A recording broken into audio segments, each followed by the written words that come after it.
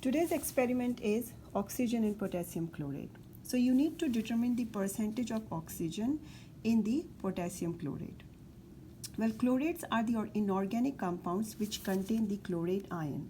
And when we strongly heat the chlorates, they decompose into their corresponding chloride and the oxygen gas. As you can see here in this reaction, sodium chlorate is being strongly heated to give sodium chloride and oxygen gas. Similarly, you're gonna heat potassium chlorate, and that will be decomposed into potassium chloride and oxygen gas. Now, how much oxygen gas is released, you would use in order to determine the percentage of oxygen in the compound, which is potassium chloride. And this experiment is very similar to the experiment number 6, where you determine the percentage of water in the hydrate sample. You're going to be use the special scientific equipment, that is crucible. And and then this experiment is also divided into two parts: quantitative part and the qualitative part. So materials and chemical used for the experiment: ring stand, iron ring, clay triangle, Bunsen burner, crucible tongs, measuring cylinder, striker to light the Bunsen burner, crucible, 0.1 molar silver nitrate, 6 molar nitric acid, potassium chloride, potassium chlorate, wire gauge, cooling pad, test tube rack, and test tubes. And all the waste of this experiment, we're gonna dump it into this beaker. So we're gonna start the quantitative portion of the experiment. And so the first step is basically you can skip it, and I'm gonna skip this step because my crucible is dry. Now, if you used the crucible less than 3 days ago, right, so you must do this step. Basically, crucible is porous. The porcelain material it is made up of, the crucible is made up of, is pretty porous, and it can trap the water molecules in it. So you need to basically prepare the crucible for the experiment. And in order to do that, basically you would heat the crucible, empty crucible, for 3 to 5 minutes, right? And then you need to cool it down, and then once cool it down, then you will basically start your experiment. So I'm going to weigh my crucible with the lid and without the lid. And I'm going to skip this step, as I said, because my crucible is dry. So this is the mass of the empty crucible with the lid. This is the mass of the empty crucible. So I have removed the lid of the crucible with the help of the crucible tong. So we are not supposed to touch the crucible with the hands. So I have used the crucible tong since I have already took the mass of the crucible with the lid. Now I'm going to take the mass of the potassium chlorate in the crucible. As you can see, the crucible is on the balance pan, so I already took the weight of the empty crucible with the lid. Now I'm going to add between 1 to 1.5 grams of the potassium chlorate into the crucible and record the reading. And make sure that you are going to weigh potassium chlorate into the crucible, not the potassium chloride. So if you will take potassium chloride into the crucible and you will strongly heat it, you will not get anything, and because there is no oxygen in potassium chloride. So make sure you take potassium chlorate to weigh. So this is the mass of the crucible with the lid and potassium chlorate. So this is basically the after weighing, the crucible has the potassium chlorate in it, and this is the sample in the crucible is under gentle heating for 8 minutes. So now the crucible is under strong heating for 12 minutes, and you can see the position of the lid this time. It is different from the experiment number 6. So it is completely on for all the heating, for the gentle heating and for the strong heating. So I will let it heat strongly for 12 minutes, and I will cut off the heat, cool the crucible, and then weigh it. In this lab also you are dealing with the Bunsen burner, so make sure you have all the precautions to use a burner. If you have the long hair, those need to be tied. All the time safety goggles should be on and wear comfortable clothes.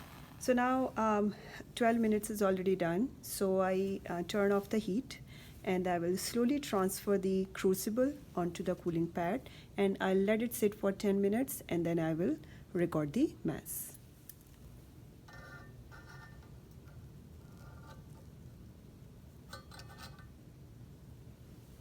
So slowly I have removed the crucible and then I'll let it sit for 10 minutes. So this is the mass of the crucible with the lid and the sample after first heating. Make sure all the time you're going to use the same balance. So since starting of this experiment, I have used the same balance. Now this crucible with the sample is under strong heating for the second time. So now the second strong heating is done. So I cut off the heat, remove the crucible with the help of crucible tong, and its crucible is on the cooling pad. I will let it sit again for 10 minutes before I will weigh it again. So this is the mass of the crucible, lid and the sample after second strong heating. So now we are going to start the qualitative portion.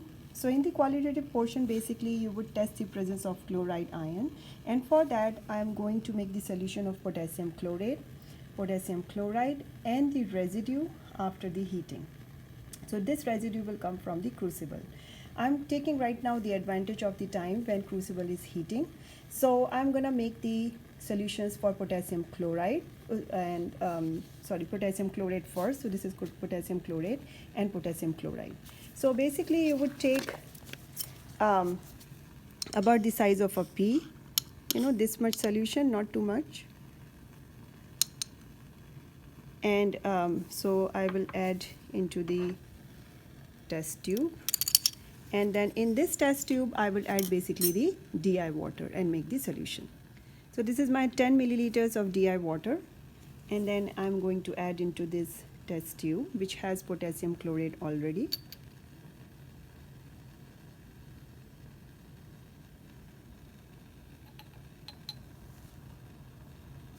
Now with the help of the glass rod, I have this glass rod. With the help of glass rod, I'll stir it and make the solution. So now I have two solutions here, potassium chlorate and potassium chloride. So we're gonna actually test the presence of the chloride ion into both potassium chlorate and potassium chloride, and for that we're gonna use 0.1 molar silver nitrate. Before adding silver nitrate, I would add 6 molar nitric acid into both the test tubes. Basically, nitric acid will react with the impurities, if there is any very small amount of impurities in which might contain with these solids, potassium chloride and potassium chloride. And then I'm going to add the silver nitrate. So these are 5 drops of nitric acid.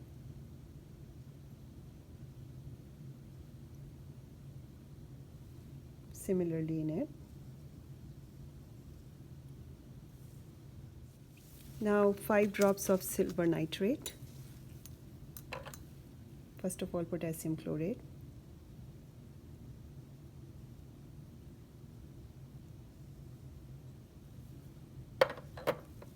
Potassium chloride.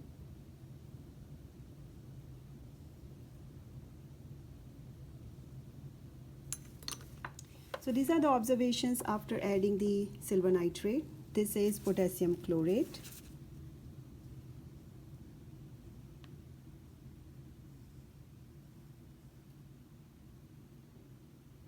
Potassium chloride.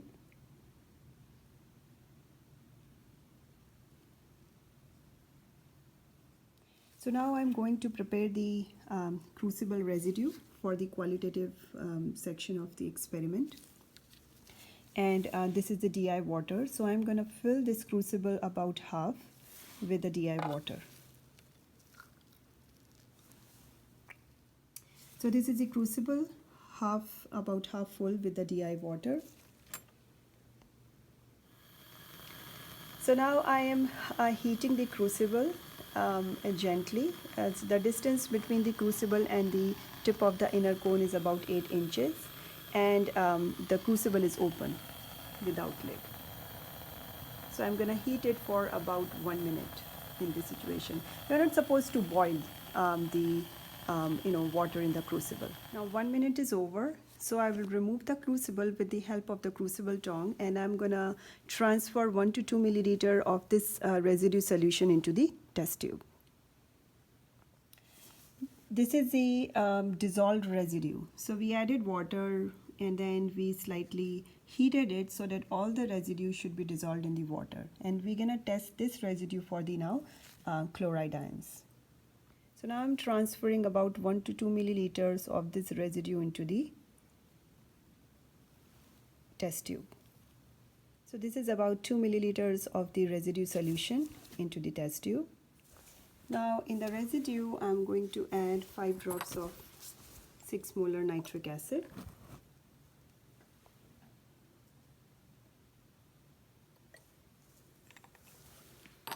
Five drops of silver nitrate.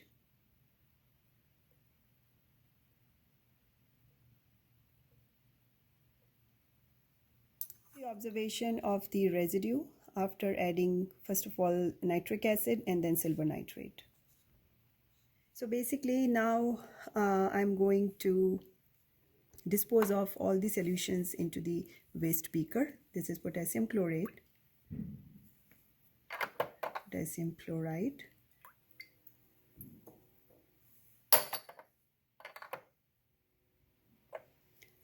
residue, and then crucible residue. I will add some DI water into KCl. It has precipitate in there. I will gently swirl it and shake it.